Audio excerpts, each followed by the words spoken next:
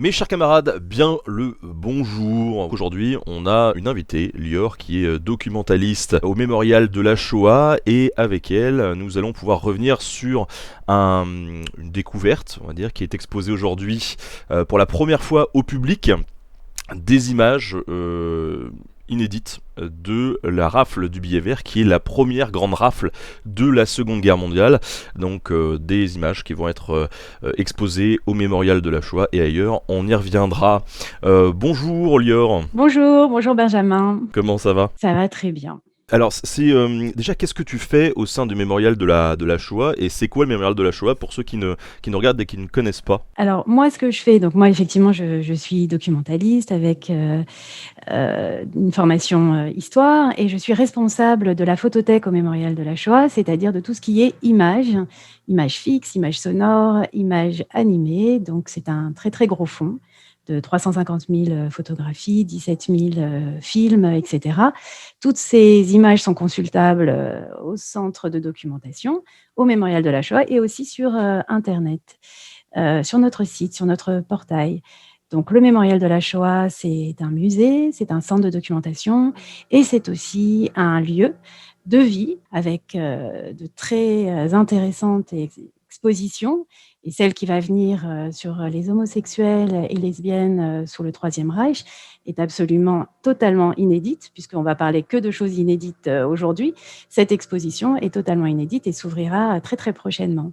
Le mémorial est un lieu de vie, mais aussi de mémoire. Dans ce cadre-là, vous avez fait une découverte, en tout cas mis la main sur un matériel inédit qui permet de documenter un petit peu mieux la Shoah. Est-ce que tu peux nous dire un petit peu sur quoi vous avez mis la main? Alors, on a mis la main, en effet, sur 5 planches contact, c'est-à-dire la pellicule du photographe, donc un reportage inédit qui concerne cette rafle dite du billet vert, donc cette première arrestation massive de juifs étrangers en France en 41, exactement le 14 mai 1941. Alors, ce reportage comporte 98 photographies.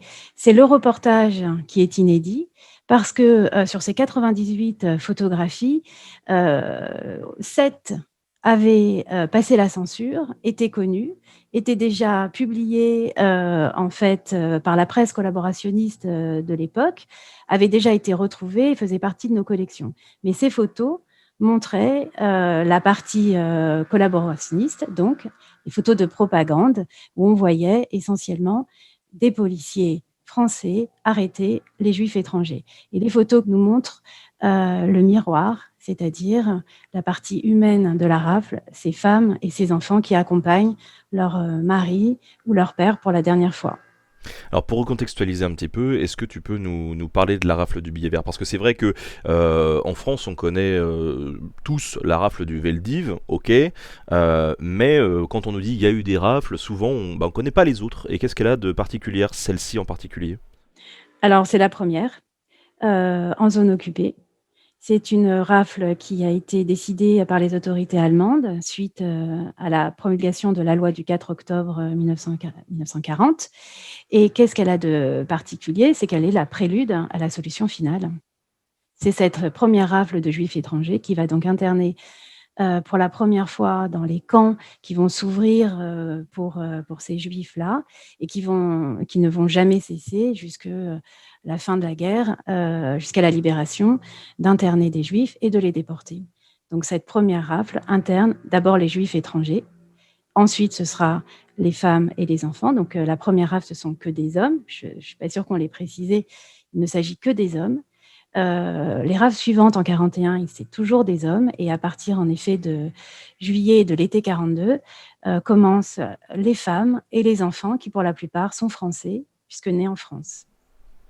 Et alors concrètement, comment est-ce que ça s'opère ce genre de rafle? Est-ce que du coup là il y a une directive allemande et c'est les Français qui exécutent? Comment ça se passe exactement cette rafle? Alors, donc, ce 14 mai 1941, effectivement, dans le langage courant des historiens, on parle de rafle, mais c'est d'abord une convocation, c'est une souricière. On convoque 6 500 juifs étrangers dans différents centres de rassemblement Les photos que tu diffuses, en fait, c'est le gymnase Japy. C'est un des centres de rassemblement qui se trouve dans le 11e arrondissement à Paris. Les Juifs sont convoqués, ils sont 6 500 et 3 700 se rendront à l'appel puisqu'on les convoque pour contrôle d'identité, vérification d'identité. Donc la veille de ce 14 mai, dans les foyers, ce sont les témoignages qui nous sont rapportés. Les gens discutent entre eux, ils sont des voisins, ils sont des copains, ils se connaissent. On y va pas.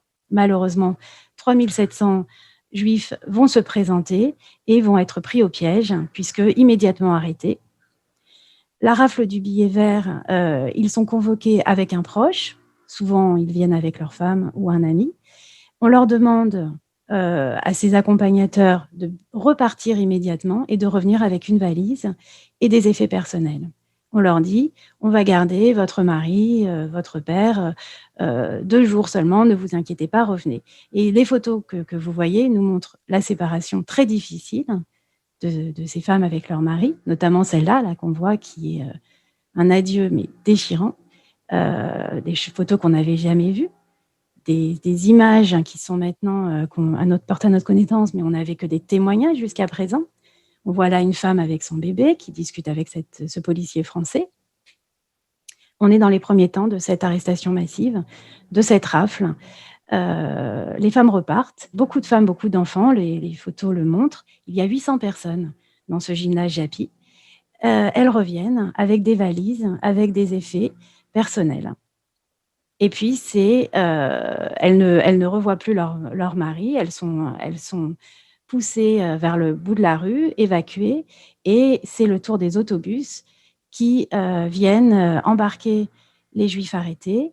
Alors là, tu nous montres quelques photos, mais il y en a énormément. C'est-à-dire ces Juifs, le photographe va les prendre quasiment un par un. Quand on a 98 photos, là, on a une série sur le départ de Japy à la gare d'Austerlitz qui est extrêmement intéressante parce qu'on va peut-être pouvoir reconnaître des visages. Pour les familles, c'est extraordinaire si elles peuvent voir le visage de leur père ou de leur grand-père, puisque maintenant, c'est la 2e, la 3e génération. Donc, c'est là aussi l'importance de cette découverte. Là, on les voit à la gare d'Austerlitz. Cette fois-ci, ce ne sont plus des policiers français, ce sont les gendarmes français qui prennent le relais. On voit avec les différents uniformes. Et cette dernière photo de la partie Austerlitz est, à notre avis, plutôt une photo posée, totalement dans le langage de la collaboration. On voit 2 soldats allemands, derrière le gendarme français qui exécute en bonne collaboration et qui pousse ces Juifs étrangers dans les trains. Le soldat qui est à gauche sur la photo est Théodore Dannecker, responsable de la solution finale de la question juive pour la Gestapo en France. Et donc après, on les retrouve. Alors ça, ils sont où exactement là ? Alors là, quelques jours après, le photographe continue son reportage et il se rend justement dans ces camps de Pithiviers-Bonne-la-Rolande. Donc là, on identifie plutôt Pithiviers et on voit la première installation, les tout débuts d'installation dans les baraques où pour l'instant, il n'y a rien, il y a de la paille. On voit des hommes visage fatigués, effarés, qui regardent le photographe et on est dans les tout débuts de leur internement qui va durer 1 an. Puisqu'ensuite, ils seront tous déportés entre juin et juillet 1942. Et alors, en quoi cette découverte-là, elle est finalement exceptionnelle parce que on n'a pas beaucoup de documentation déjà sur la Shoah ? Alors, on a des archives, on a des témoignages, des enregistrements, donc des survivants, mais en matière de photographie, on est extrêmement pauvre, notamment pour la France. C'est-à-dire que la solution finale en France, quand on parle de solution finale en matière d'iconographie, c'est qu'on s'attend à voir la déportation, les trains de déportation, les rafles massives. Là, on parle de la rafle du billet vert, mais juste après, il y a eu celle d'août 41, de décembre 41, la rafle du Veldiv, la rafle des enfants, des maisons d'enfants de l'UGIF, de l'été 42, etc. Très, très peu de photographies, voire totalement inexistantes. Par exemple, pour la rafle du Veldiv, où la seule photo connue que je pense que vous connaissez tous, qui passent dans les manuels scolaires depuis 70 ans. C'est ces autobus garés devant le Veldiv et aucune autre image, aucun morceau de pellicule, hein, des 80 trains qui ont déporté 76 000 juifs de France, qui sont passés par des gares françaises. Rien. À ce jour, rien. Aucune pellicule photo. Alors la question qu'on peut se poser quand on ne connaît pas le contexte de production de ces images, c'est pourquoi? Parce qu'a priori il y avait quand même des services photographiques et audiovisuels allemands qui étaient particulièrement productifs.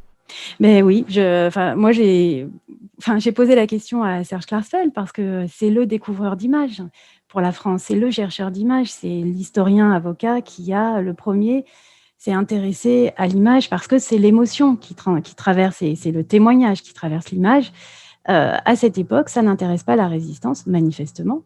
Pourtant, il y a des tracts, hein, la rafle du Veldiv, il y a beaucoup de tracts qui informent, qui disent voilà ce qui se passe, pas de photos. La résistance n'a pas, même pas clandestinement, pris des photos d'eux-mêmes, hein, déjà, de ce qui se passait non plus. Alors que les Allemands, eux, sont très organisés, ils vont inonder l'Europe et les États-Unis de millions de photographies. Ils sont extrêmement organisés. Il y a des unités spécialisées qui s'appellent la Propaganda Company, qui sont formées de caméramans professionnels, de photographes professionnels. On a vu que ces photos elles sont prises par un professionnel. Ce ne sont pas du tout des photos d'amateurs, par un appareil photo professionnel, etc.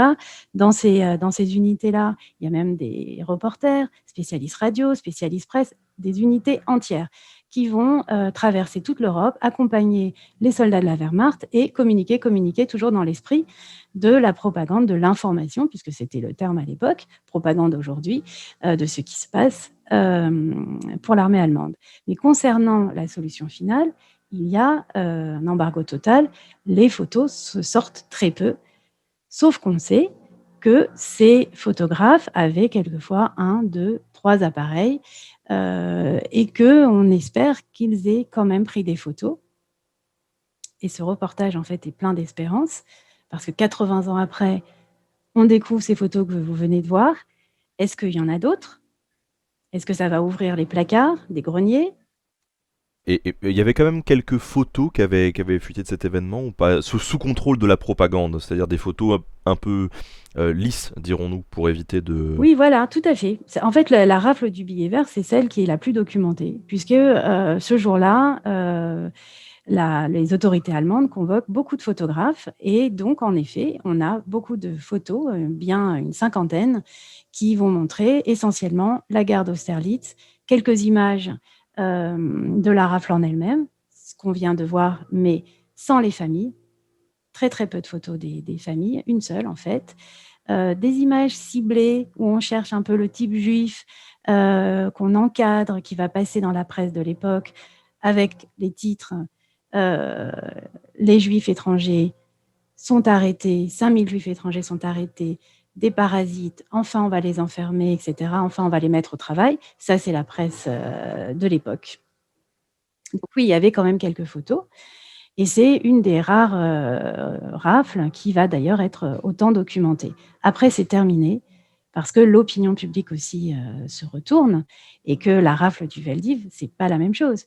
Les policiers, les gendarmes vont arriver dans les appartements, aux yeux de tous, vont prendre des familles entières, avec des ribambelles d'enfants, des gens malades, etc. Et l'opinion publique va aussi se transformer, il n'y aura pas d'image. À ce jour, encore une fois. Et alors, comment, concrètement, ces images, elles sont tombées entre vos mains? Alors voilà, ça c'est l'énigme, c'est le mystère. Alors, on a quand même enquêté sur ces photos et on a découvert le nom du photographe. Donc ça, je vous le révèle, il s'agit d'un certain Harry Kroner. Et Harry Kroner est un photographe berlinois qui, en fait, est extrêmement connu. Alors, on connaissait de lui sa période post-guerre, c'est-à-dire que ça a été un photographe qui a photographié toutes les stars de Berlin qui arrivaient, tous les politiques, de Belmondo jusqu'à Martin Luther King. Il a laissé de 1947 à 1987 plus d'1 million de photographies à la City of Berlin. Et quand on découvre que c'est lui le photographe, on cherche sa biographie et elle s'arrête en fait en mai 41, où il est révoqué de la Wehrmacht parce que son père est juif. Donc cette histoire, elle est à rebondissement à chaque fois, c'est-à-dire que quand on se dit quoi, son père est juif? Alors est-ce que parce qu'il avait cette judée, est-ce qu'il avait quelque chose en lui qui a fait qu'il a un peu dépassé l'ordre de mission, où il n'était pas censé photographier justement les femmes, les enfants, les adieux? Voilà, après on n'est que dans l'hypothèse parce qu'il n'en a jamais parlé. A priori, il n'a pas eu d'enfant. Qui peut témoigner aujourd'hui sur l'histoire d'Harry Kroner, de sa biographie? Tout est encore enquête encore à mener. Ce qui n'est pas mystérieux, c'est 2 collectionneurs qui ont trouvé ces images, qui nous les ont présentées. Donc, je vous ai parlé de 5 planches contact qui font partie en fait d'un ensemble de 200 planches contact dont ils ont fait l'acquisition. Je me permets de les remercier. C'est quoi une planche contact, ouais, pour les gens qui nous écoutent? Une planche contact, en fait, c'est le photographe, c'est le travail du photographe à l'époque.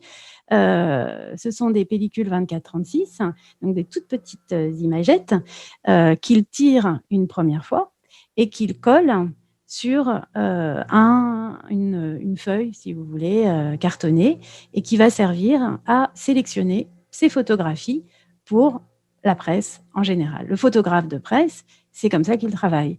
Il va faire donc son premier travail, c'est les tirages, et ensuite il va sélectionner les photos.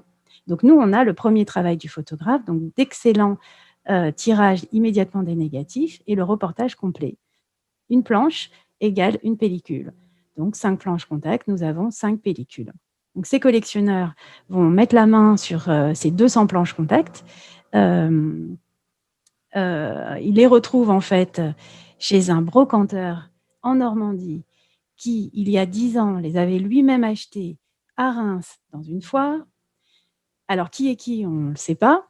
Nous, ce qu'on sait, c'est que nos 2 collectionneurs, ce sont des passionnés d'histoire et notamment de la photographie de Paris sous l'occupation. Donc, eux, ça les intéresse au premier chef de voir les Allemands à Paris. Et ils découvrent eux-mêmes le billet vert, puisque ce sont aussi des historiens. Donc, ils voient tout de suite l'importance historique de ce qu'ils découvrent. Ils viennent nous voir. Et nous, alors nous, on voit ces photos dans une émotion, vous ne pouvez pas imaginer, parce que je pense, c'est la découverte je dirais pas d'une carrière, mais c'est une sacrée découverte. Donc, on voit ces photos extraordinaires et eux, leur première démarche, c'était de dire, bon, nous, ces photos, il faut, voilà, cet événement dans la mémoire collective est finalement passé sous l'oubli. Est-ce que le mémorial, grâce à ces photos, va pouvoir en parler?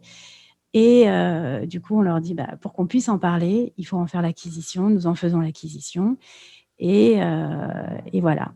Et je suis en train d'en parler avec vous. Ouais, c'est vraiment hyper impressionnant de voir tout ça qui sort. Alors, on avait une question tout à l'heure sur pourquoi le billet vert? Alors, la convocation dont on a parlé tout à l'heure, c'est tout simplement un papier de couleur verte. On en a conservé, on en a récupéré exactement 3 sur les 6500, donc c'est très, très peu. Ces billets ont disparu. Mais ce billet ou cette lettre de convocation est de couleur verte, donc c'est passé dans le langage courant comme la rafle du billet vert.